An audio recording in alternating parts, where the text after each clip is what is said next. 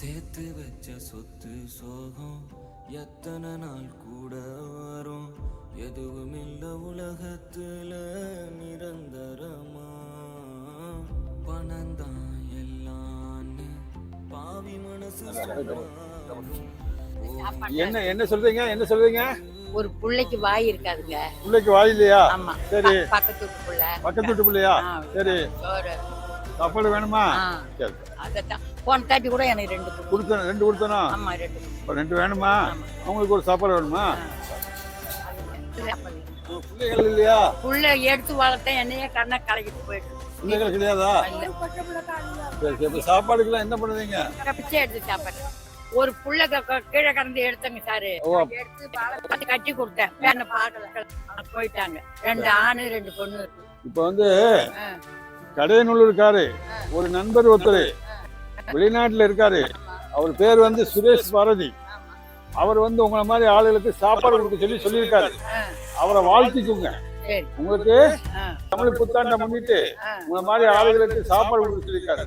சாப்பாடு கொடுக்க வாங்கி சாப்பிட்டுங்க. அவரை வந்து வாழ்த்துங்க. அதுதாம்மா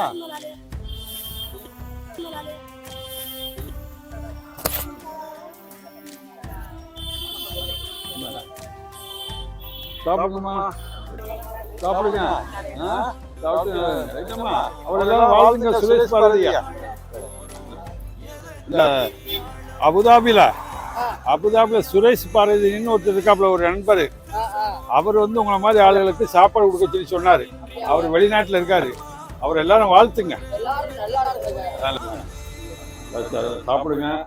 வெயில ரொம்ப அழியாதுங்க. சாப்பிடுங்க. நல்லா சாப்பிட முடியாது.